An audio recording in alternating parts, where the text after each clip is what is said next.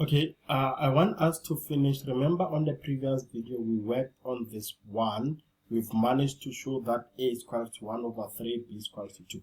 But now, I like students who study smart, not hard. So let's say that you didn't manage to work on these 7 marks. You don't have to lose the 4 marks and the 3 marks because you didn't manage to do the 7 marks. No. You know what you have to do? Because already you know what is the value of A and B, you need to take your f at x, write those values, and say my value of A is 1 over 3, and my value of B is 2. Because they tell you that you must show that these are the values of A and B.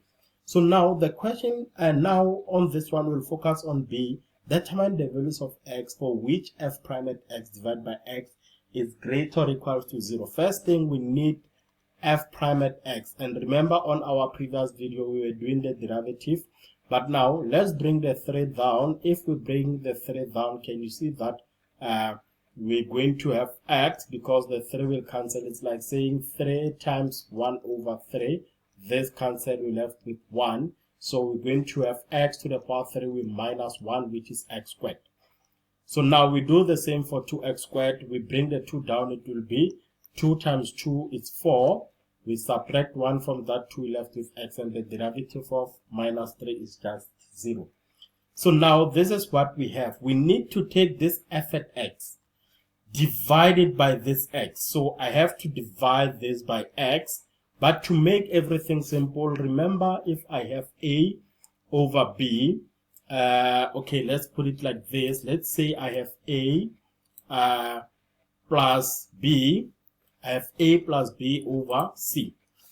If I have A plus B and this is divided by C, I can write this as A over C plus B over C. You see? So this tells you that I can just divide the x squared by x and also the 4x by x. You're going to understand why I need you to divide it like that. So you can just divide this as divide by x, therefore this will be x plus 4. So this tells you that f prime at x over x is equals to x plus 4.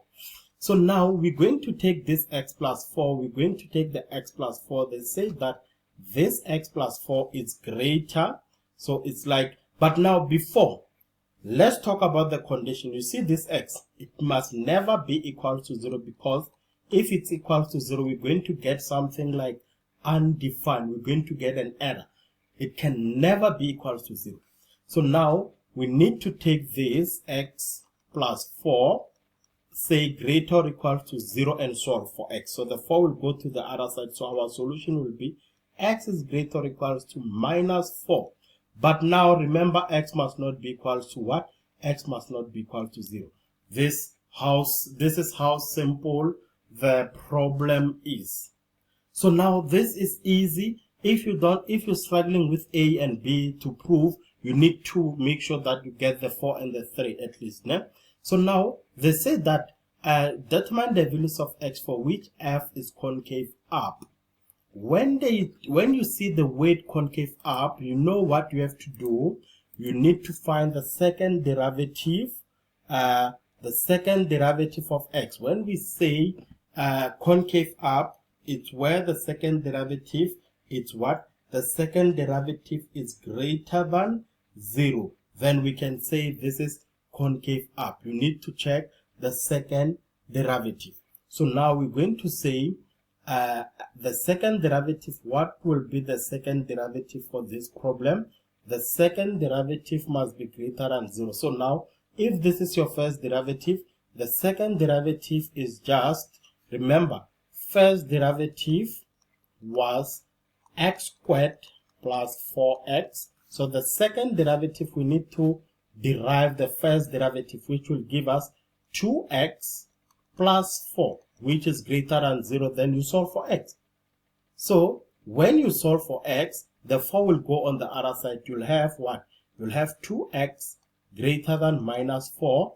Divide both sides by 2, so x will be greater than negative 2. It's your final answer. That's how you solve this problem.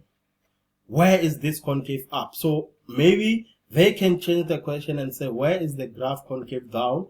It's the second derivative for concave down, the second derivative must be less than 0. You just have to find the second derivative and solve using the inequality. You know what I like about this question is that this is a grade 10 inequality, which is easy to solve. So you have